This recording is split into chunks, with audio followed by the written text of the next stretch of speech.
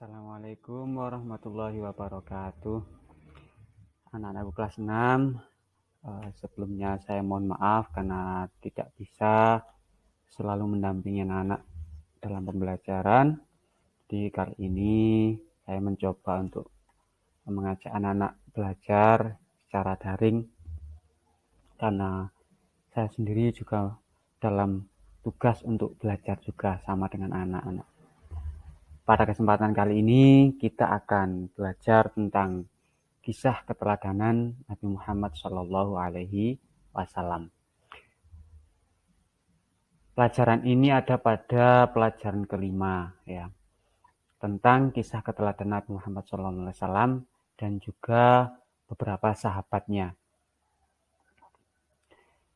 Yang akan kita pelajari pada pembelajaran ini, yang pertama tentang secuil kisah Nabi Muhammad Shallallahu Alaihi Wasallam, kemudian juga sedikit kisah dari 4 sahabat Nabi Muhammad SAW yang sering kali kita dengar namanya saat kita sholat tarawih, terutama disebutkan oleh Bilal. Kira-kira anak-anak pasti tahu siapa saja. Yang pertama ada Abu Bakar As-Siddiq radhiyallahu an, kemudian ada Umar bin Khattab, kemudian ada Utsman bin Affan, dan yang terakhir ada sahabat Ali karramallahu wajhah radhiyallahu anhum. Jadi keempat sahabat Nabi yang tersebut itu adalah adalah 4 sahabat yang paling utama karena keempatnya menjadi khulafaur rasyidin atau khalifah yang mendapatkan petunjuk dari Allah Subhanahu wa taala. Setelah Nabi Muhammad Shallallahu alaihi wasallam dipanggil oleh Allah wafat, kemudian secara berurutan keempat sahabat tadi menggantikan kepemimpinan Nabi Muhammad SAW. Bukan menggantikan sebagai nabi ya, karena Nabi Muhammad itu adalah nabi yang paling akhir dan tidak ada nabi lagi setelah Nabi Muhammad SAW. Jadi keempat itu menggantikan sebagai pemimpin umat Islam. Baik, langsung saya akan menjelaskan tentang tujuan pembelajaran ini. Yang pertama, setelah anak-anak mengikuti pelajaran ini, maka diharapkan anak-anak bisa memiliki perilaku semangat dalam belajar. Meskipun anak-anak sudah kelas 6 dan sebentar lagi sudah lulus, maka jangan berhenti untuk belajar. Ya, belajar itu bagi kita sebagai umat Islam itu adalah sampai kita meninggal dunia. Jadi tidak ada kata berhenti belajar. Yang pertama, tujuannya setelah anak-anak mengikuti pelajaran ini tentang kisah keteladanan Nabi, anak-anak harus memiliki semangat dalam belajar. Yang kedua, anak-anak memiliki perilaku yang peduli terhadap sesama. Tidak boleh kita semena-mena kepada orang lain dan sikap acuh tak acuh kepada orang lain. Karena mereka sama-sama makhluk Allah, sama-sama umat Nabi Muhammad SAW. Jika ada yang mengalami kesulitan, maka kita bersama-sama menolong orang yang kesulitan tersebut. Kemudian yang ketiga, diharapkan anak-anak dapat memahami keteladanan Rasulullah SAW dan sahabatnya, karena mereka itu sebagai contoh bagi kita. Apa yang dilakukan oleh orang-orang yang terdahulu yang sekarang sudah meninggal dunia, mereka membawa kisahnya sendiri, mereka membawa ceritanya sendiri. Ada yang positif, ada yang negatif. Dan kita sebagai generasi penerus itu harus mengambil hikmah, mengambil ibarat. Yang positif kita tiru, yang negatif kita tinggalkan. Nah, sedangkan kisah yang ada dalam pelajaran ini adalah kisah orang-orang yang meninggalkan kisah hikmah yang positif, yang patut kita teladani, kita contoh sebagai generasi penerusnya. Kemudian yang terakhir, tujuan dari pembelajaran ini adalah setelah anak-anak mengikuti dan menyimak kisah keteladanan Rasulullah dan sahabatnya, Anak-anak diharapkan dapat menceritakan kembali kisah keteladanan Rasulullah Shallallahu Alaihi Wasallam dan para sahabatnya. Oke, sekarang mari kita masuk ke pembelajaran. Kita berdoa dulu, kita awali dengan berdoa dulu sebelum belajar supaya Allah memberikan kemudahan kepada kita, memberikan ilmu yang bermanfaat. Mari kita berdoa bersama-sama. Bismillahirrahmanirrahim. Alhamdulillahirabbil alamin. Arrahmanirrahim. Maliki yaumiddin. Iyyaka na'budu wa iyyaka nasta'in. Ihdinas siratal mustaqim. Siratal ladzina an'amta 'alaihim ghairil maghdubi 'alaihim waladdallin. Amin. Raditu billahi rabba wa bil islami dina wa bi Muhammadin nabiyya wa rasulah. Rabbi zidni ilma warzuqni fahma waj'alni min ibadikas shalihin. Amin ya rabbal alamin. Baik, kita akan masuk ke pelajarannya. Yang pertama kita bertadarus dulu ya. Kita bertadarus dulu, yaitu dasar kita mengikuti perintah untuk mencontoh perilaku Nabi Muhammad SAW sebagai utusan Allah. Yaitu ada pada surat Al-Ahzab atau surat yang nomor 33 ayat 21. Anak-anak silakan disimak ya. Saya akan bacakannya. A'udzu billahi minasyaitonir rajim. Bismillahirrahmanirrahim.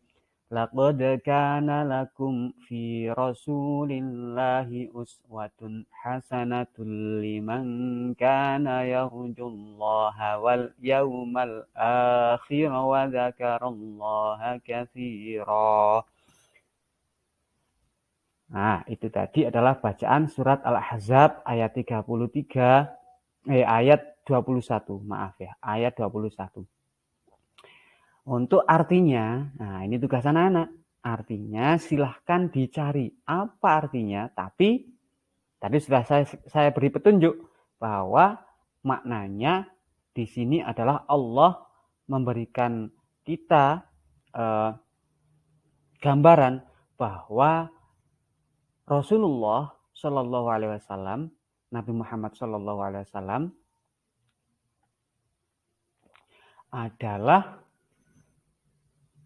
sebagai contoh buat kita, sebagai teladan buat kita. Tapi terjemahnya anak-anak tugasnya mencari terjemahan ayat tersebut. Boleh melalui Quran terjemah kalau punya di rumah atau di tempat mengaji, atau boleh bertanya dengan ustadz atau ayah atau ibu, atau bolehlah lewat Google. Ya, cari aja Google terjemah surat Al-Ahzab ayat 21. Silahkan dicari. Ya, itu tugas anak-anak ya. Baik, sekarang kita akan masuk ke kisah Rasulullah Sallallahu Alaihi Wasallam. Yang pertama, saya akan menceritakannya ya. Sebelum Rasulullah Sallallahu Alaihi Wasallam itu menjadi seorang nabi, ya beliau adalah manusia biasa seperti kita. Tapi tentu karena beliau itu manusia pilihan, ya pasti memiliki kelebihan-kelebihan, ya kesempurnaan-kesempurnaan, ya yang tidak kita miliki. Oleh karena itu ada makalah atau ada ungkapan yang mengatakan Muhammadun Bashar la kal bashar, atau Muhammad itu ya manusia tapi tidak seperti manusia biasa. Karena beliau memiliki keutamaan-keutamaan yang terutama adalah apa? Akhlaknya. Yang terutama Nabi Muhammad itu akhlaknya yang keunggulannya akhlaknya. Nah, sebelum diangkat menjadi Rasul, Nabi Muhammad itu sering menyendiri untuk merenung tentang penciptaan alam semesta. Atau siapa sih yang menciptakan alam semesta? Karena pada waktu itu yang ada di kota Mekah itu yang ada adalah agama, belum ada agama Islam. Mereka orang-orang Quraisy khususnya atau orang-orang Arab pada waktu itu menyembah berhala atau patung dibuat sendiri dengan karakter apa, kemudian disembah-sembah sendiri. Nah, Nabi Muhammad sejak kecil sudah tidak sepikiran, tidak bersependapat dengan mereka itu. Bagaimana mungkin batu, kayu yang tidak bisa melakukan apapun, tidak memiliki kekuatan apapun, dengan digambar dan dibuat patung kok moro-moro disembah atau dianggap memiliki keistimewaan atau dianggap memiliki kekuatan yang patut untuk dimintai pertolongan. Tentu kalau dengan akal sehat pun kita juga sebenarnya kan bisa memahami itu. Ya, misalnya saja anak-anak membuat patung dari tanah liat, terus kan nggak bisa ngapa-ngapain, dilempar juga tidak bisa marah, ya kan, diinjak juga diam saja, kok dianggap punya kekuatan yang hebat, yang bisa menolong kita. Ya kalau dibuat alat mungkin bukan menolong tapi namanya hanya ya itu kan alat kita yang kita manfaatkan. Baik. Nah, Nabi Muhammad ini pada waktu itu melihat perilaku kaum Quraisy ya, yang disebut dengan zaman jahiliyah atau zaman kebodohan, itu merasa janggal, merasa aneh, kok ada mereka kok bisa berpikiran seperti itu. Nah, Nabi Muhammad seringkali itu menyendiri, khususnya itu pada bulan-bulan Ramadan. Beliau menyendiri mendaki gunung ya yang ada di kota Mekah yang disebut dengan Jabal Nur atau Gunung Cahaya. Nah, di tempat itu ada sebuah gua yang dinamakan Gua Hira. Nah, beliau sering merenung di situ tentang kehidupan. Nah, hingga suatu hari datanglah sosok malaikat Jibril. Ya, Nabi Muhammad pada waktu itu kaget dan ketakutan sebenarnya. Karena belum pernah melihat sosok yang begitu besar sekali. Kemudian malaikat Jibril itu berkata, Iqra, atau artinya, bacalah wahai Muhammad. Bacalah wahai Muhammad. Nabi Muhammad SAW menjawab dengan wajah terkejut dan pucat pasi karena takut. Beliau menjawab, Ma'ana biqari, saya tidak bisa membaca. Saya tidak bisa membaca karena Nabi Muhammad tidak pernah sekolah pada waktu kecil. Karena pada waktu itu belum ada sekolah dan Nabi Muhammad itu juga yatim. Ya, Nabi Muhammad itu lahir ayahnya sudah meninggal dunia, sudah ditinggal dulu. Jadi yatim. Jadi kalau anak-anak di sini ya, yang kebetulan oleh Allah dicoba ayahnya atau ibunya dipanggil sehingga anak-anak sekarang tidak seperti teman-teman yang lain yang didampingi oleh ayah atau bunda atau orang tua, jangan berkecil hati. Nabi kita, pimpinan kita, manusia yang paling mulia di dunia ini, bahkan lebih mulia daripada malaikat semuanya, itu juga seorang yatim. Jadi tidak boleh berkecil hati, tetap semangat. Nah, Nabi Muhammad menjawab, saya tidak bisa membaca. Kemudian malaikat Jibril menghampiri dan mendekapnya, memeluknya dengan erat, sehingga hampir saja Nabi Muhammad tidak bisa bernafas karena eratnya. Kemudian sambil malaikat Jibril berkata, bacalah wahai Muhammad. Bacalah wahai Muhammad. Kemudian malaikat Jibril melanjutkan dengan membaca wahyu dari Allah, pesan dari Allah Subhanahu wa taala, yaitu surat Al-Alaq ayat 1 sampai 3. Ya. Saya akan bacakannya, disimak lagi ya. A'udzu billahi minasyaitonir rajim. Bismillahirrahmanirrahim. Iqra bismi rabbikal ladzi khalaq. Khalaqal insana min 'alaq. Iqra wa rabbukal akram. Alladzi 'allama bil qalam. 'Allamal insana ma lam ya'lam. Shadaqallahul 'azim. Nah, itu adalah ayat pertama kali yang diturunkan Allah Subhanahu wa taala kepada Nabi Muhammad sallallahu alaihi wasallam.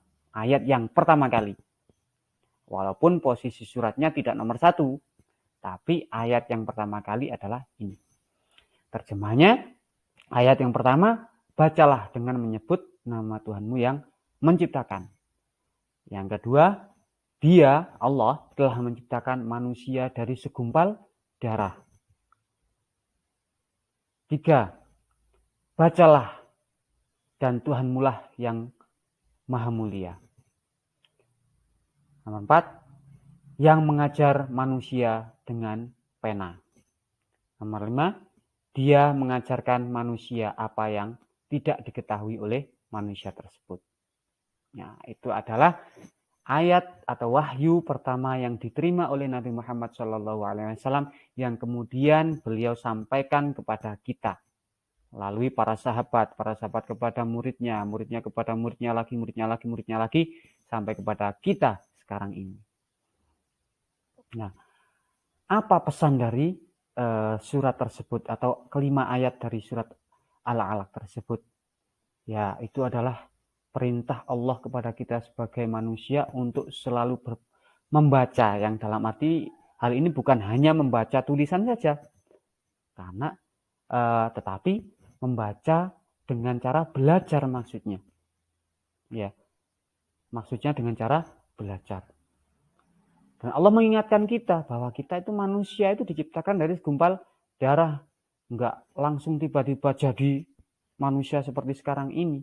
Dulu kita di perut ibu kita itu berbentuk hanya segumpal darah. Segumpal darah kemudian dirubah menjadi tulang belulang, kemudian dari tulang belulang tersebut tumbuhlah daging lagi yang membalut tulang belulang tadi, tumbuhlah kulit sehingga berbentuk sempurna, memiliki kepala, tangan, dan kaki, dan anggota tubuh yang lain. Ya, Allah yang mengajarkan manusia, Allah yang maha mulia, Allah yang mengajarkan manusia dengan pena.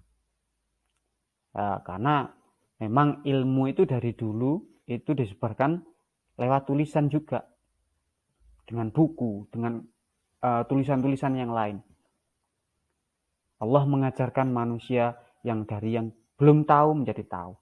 Contohnya, tadi sebelum kita belajar, kita belum tahu tentang kisah Nabi Muhammad SAW menerima wahyu. Tapi setelah membaca kisahnya, mendengarkan kisahnya, menyimak pembelajarannya, sekarang anak-anak jadi sudah tahu. Nah, itu namanya belajar sebelum tahu, kemudian Allah mengajarkan kita dengan cara apa? Ya, cara belajar ini. Baik. Ya, tadi sudah saya sampaikan bahwa itulah tadi peristiwa pertama kali Nabi Muhammad SAW menerima wahyu dari Allah Subhanahu wa Ta'ala. Nah, kemudian tadi kan sudah dengar ya sedikit cerita bagaimana sih Nabi Muhammad itu pertama kali menerima wahyu. Nah, sekarang tugas anak-anak, ya tugas anak-anak menceritakan kembali kepada siapa? Kepada teman, boleh hanya melatih saja untuk melatih ingatan anak-anak, atau kepada orang tua, boleh. Oh, dulu gini loh ya, Nabi Muhammad itu pertama kali itu mendapatkan wahyu itu ayat ini dan ceritanya seperti ini. Ya, coba ceritakan seperti itu ya. Pasti bisa, saya yakin anak-anak pasti bisa. Oke, saya lanjut. Nah, setelah Nabi Muhammad itu wafat sallallahu alaihi wasallam, karena beliau juga manusia, ya, kullu nafsin dha'iqatul maut kata Allah. Ya, kalau kita lihat ingat pelajaran di pelajaran sebelumnya tentang hari kiamat, nah, tentu anak-anak masih ingat kan bahwa kullu nafsin dha'iqatul maut atau kullu syai'in halikun illa wajha. Segala sesuatu akan hancur kecuali hanya Allah, atau kullu nafsin dha'iqatul maut, segala sesuatu yang bernyawa pasti akan mati. Nah, karena Nabi Muhammad juga manusia, maka Nabi Muhammad pun akhirnya juga diwafatkan oleh Allah Subhanahu wa Ta'ala. Baik anak-anak, karena waktunya itu mepet, akan saya percepat ya. Tolong disimak dengan baik-baik, fokus. Nah, setelah Nabi Muhammad wafat, maka kemudian umat Islam itu mengalami keguncangan karena terkejut.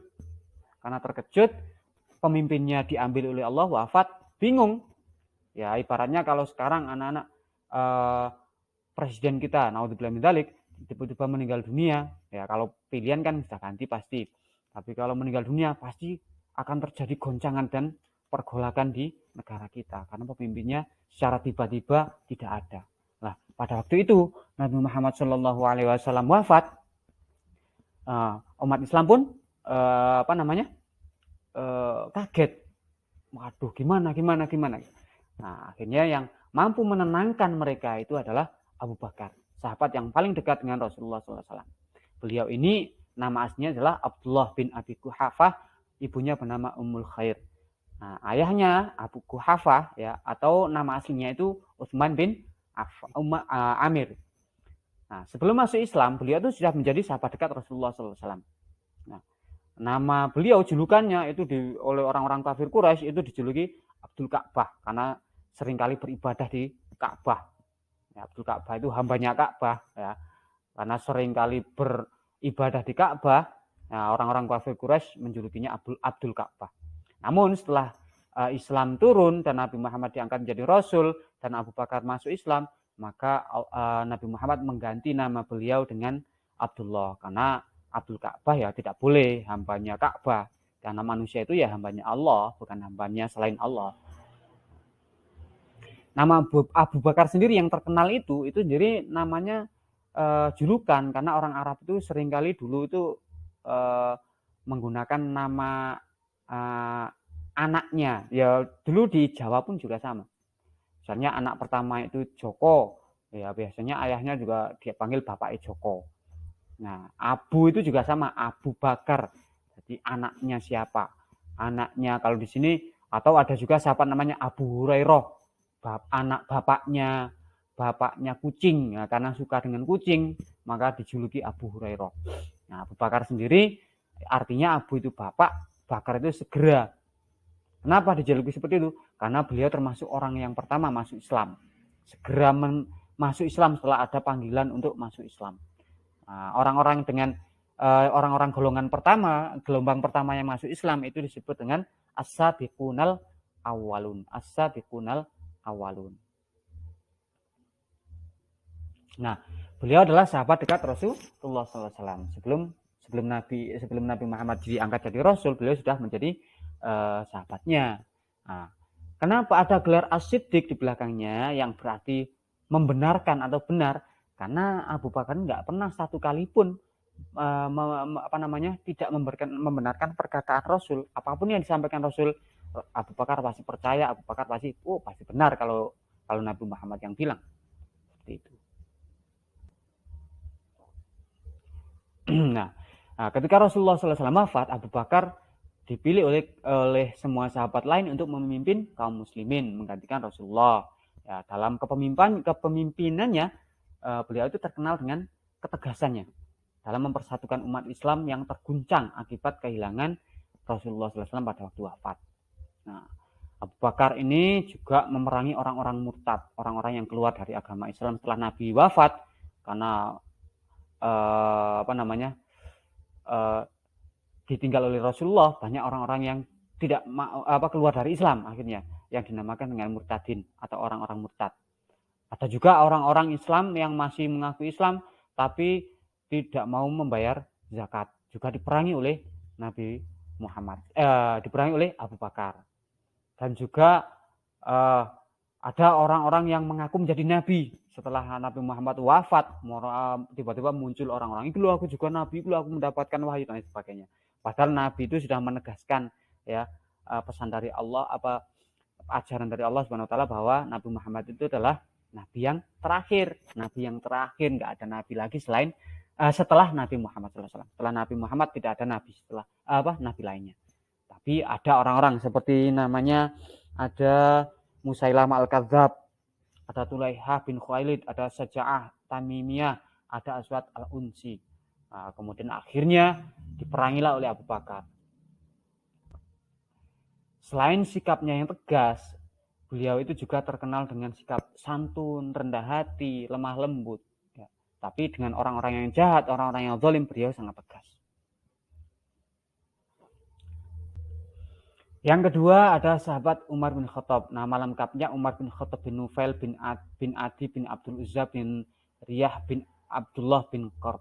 Ia lahir pada tahun ke-13 setelah Nabi Muhammad SAW lahir. 13 tahun berikutnya lahirlah Umar bin Khattab.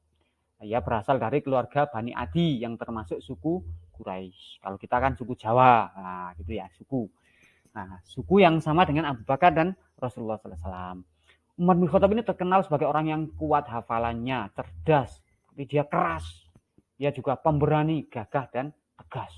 Bahkan dia dikenal itu juara gulat satu kota itu. Juara gulat, gelut menangan ya. Gelut ganda yang mengalahkan.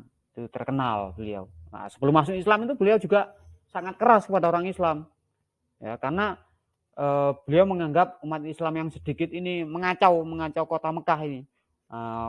Orang-orang Islam ini mengacau ini, membuat orang yang pertama rukun jadi terpecah-pecah karena beliau belum memahami ajaran Islam itu seperti apa. Ya. Namun setelah menjadi Islam, menjadi Muslim, masuk Islam, beliau ini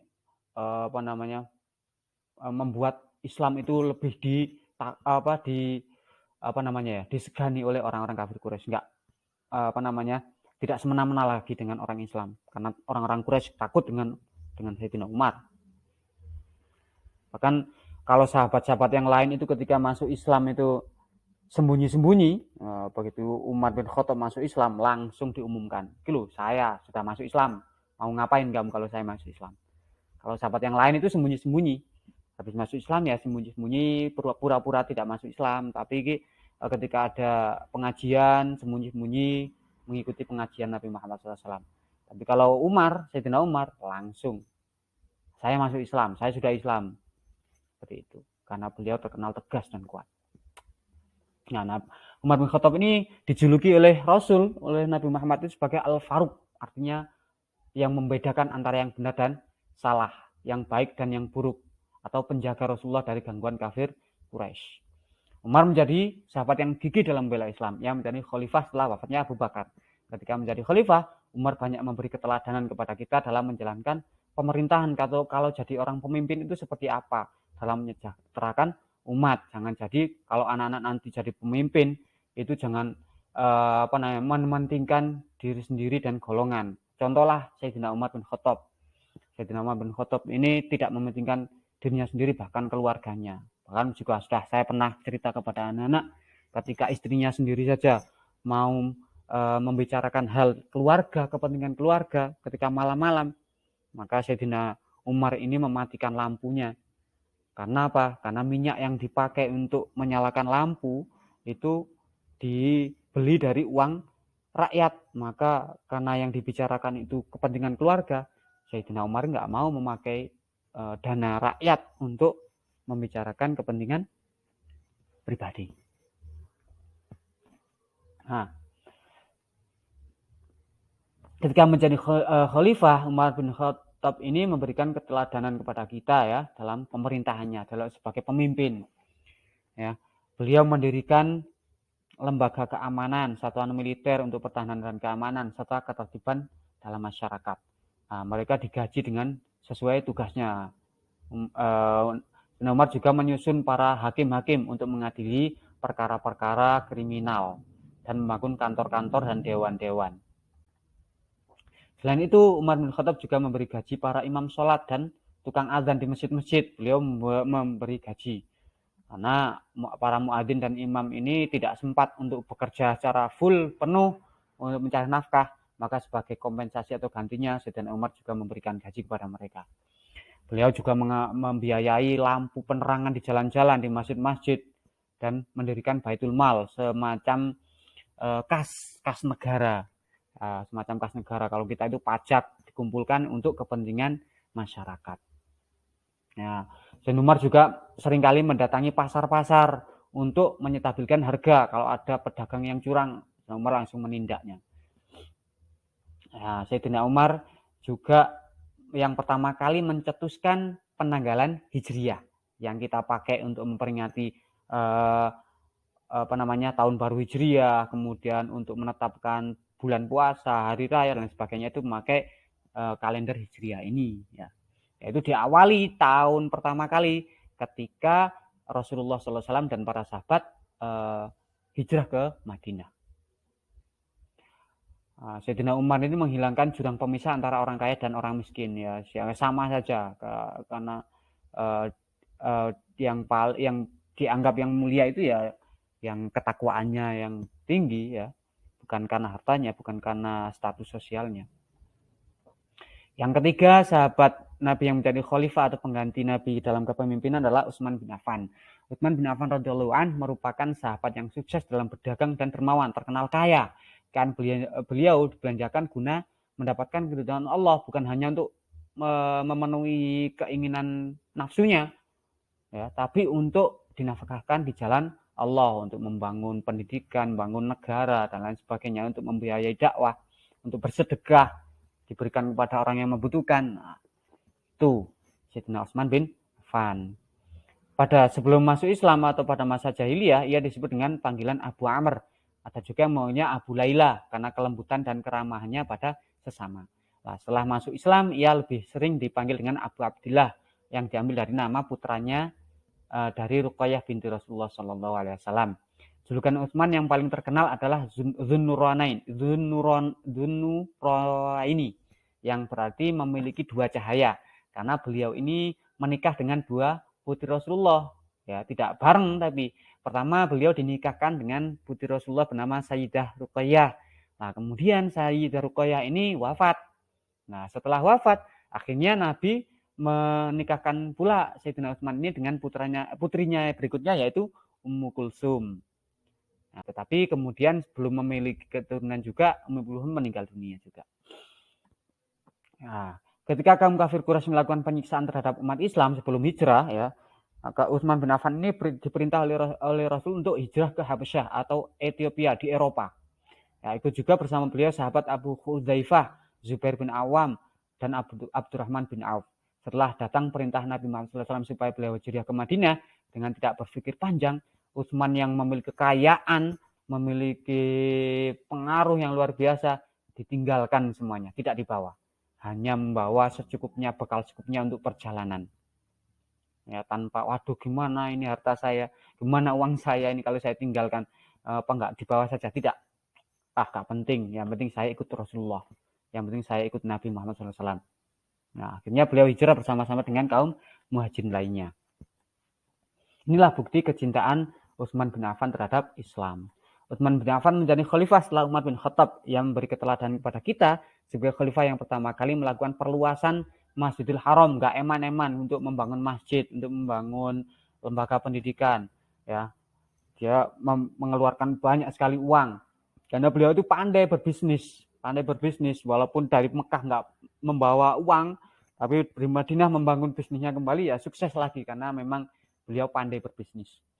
Nah, beliau mengeluarkan hartanya untuk membangun Masjidil Haram, Masjid Nabawi, ya, karena semakin banyak umat Islam maka tidak cukup kalau tidak diperluas. Pada masa Utsman bin Affan ini pula dimulai dibukukan Al-Quran, dijadikan satu seperti sekarang yang kita baca setiap hari ini. Itu merupakan jasa daripada Khalifah Utsman bin Affan. Seandainya Khalifah bin Affan tidak membukukan mushaf seperti itu, mungkin kita ya tidak bisa membaca Al-Quran seperti sekarang ini. Kemudian yang keempat adalah sahabat Sayyidina Ali bin Abi Thalib karramallahu wajhah wa radhiyallahu an. Ali bin Abi Thalib baru berusia 10 tahun ketika Rasulullah SAW mulai mendapatkan tugas menjadi Rasul, menyebarkan agama Islam. Jadi masih kecil. Nah, beliau adalah salah satu orang yang pertama masuk Islam atau masuk dalam apa tadi? Golongan apa? Golongan as-sabiqunal awalun tadi, ya, seperti Abu Bakar. Ya, seperti Abu Bakar masuk Islam pertama kali. Masa kecil sudah masuk Islam, ya. Dari masa remajanya beliau habiskan untuk belajar dari Rasulullah karena beliau hidup bersama Rasulullah. Ketika ayahnya wafat, Abu Thalib wafat, maka beliau diasuh oleh Rasulullah karena masih sepupu, masih sepupu anak dari pamannya. Ya, karena dulu waktu Nabi kecil diasuh oleh Abu Thalib, ayah Sayyidina Ali ini, kemudian setelah Sayyidina Ali kemudian setelah Abu Thalib wafat, maka Ali yang masih kecil ini pun diasuh oleh Rasulullah SAW.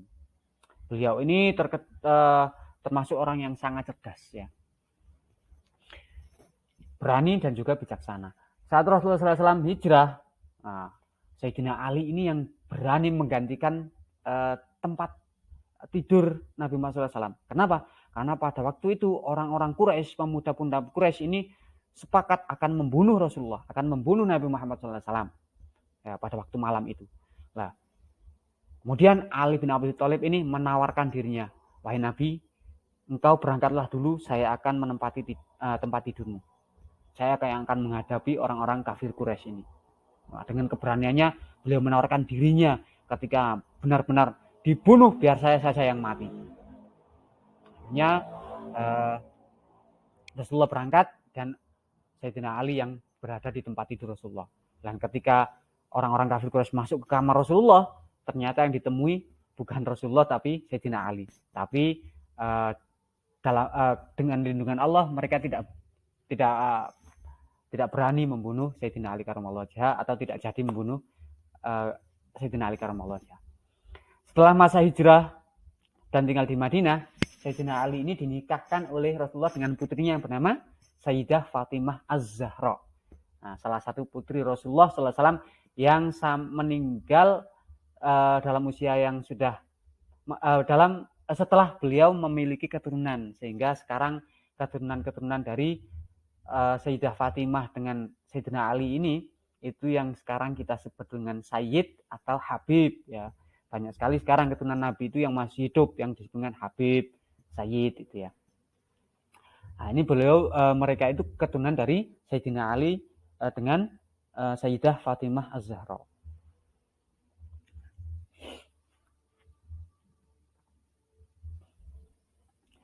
Baik. Sayyidina Ali ini sangat tekun dalam belajar ya, sangat tekun, cerdas ya, sehingga beliau ini diumpamakan dikaruniai 9 dari 10 ilmu. Kalau Allah itu diibaratkan menurunkan ilmu di dunia ini 10, nah, yang 9 ini sudah dimiliki oleh Sayyidina Ali ya. Beliau juga diibaratkan kalau Nabi itu gudangnya ilmu, nah, Sayyidina Ali ini sebagai pintunya ya. Mungkin anak-anak pernah mendengar lagu atau sholawat yang mengatakan ana madinatul ilm wa aliyun babuha ya, yang artinya saya Nabi Muhammad SAW itu adalah kotanya ilmu dan Ali adalah pintunya. Sejarah mencatat bahwa Ali bin Abi Thalib telah memberi teladan kepada kita untuk berperilaku baik kepada siapapun, terutama kepada orang yang miskin. Meskipun ia berkedudukan sebagai khalifah, Ali tetap memperhatikan masyarakatnya yang lemah, walaupun tidak seagama dengan beliau. Ya, mungkin anak-anak masih ingat kisah tentang kenapa kita kalau i'tidal waktu sholat itu bukan Allahu Akbar sama seperti waktu rukuk, waktu sujud. Nah, kalau kita beralih gerakan sholat itu kan biasanya takbir dari berdiri ke rukuk Allahu Akbar. Kemudian tapi dari rukuk ke i'tidal kok sami Allahu liman hamidah. Tentu masih ingat ya bahwa Sayyidina Ali itu memuliakan orang yang tua yang berjalan depannya walaupun bukan orang Islam. Baik anak-anak, karena waktunya sudah habis, mungkin itu saja yang bisa saya sampaikan. Saya berharap anak-anak dapat memahami dan meneladani, bukan hanya anak-anak ya, tapi juga saya juga ya sama-sama belajar untuk meneladani orang-orang hebat yang telah kita baca kisahnya bersama-sama tadi ya. Dan kita bisa berperilaku minimal ya berapa persen lah dari contoh yang diberikan oleh mereka-mereka ini. Oke, pelajarannya cukup sampai sekarang ini. Cukup saya akhiri. Akhirul kalam. Assalamualaikum warahmatullahi wabarakatuh.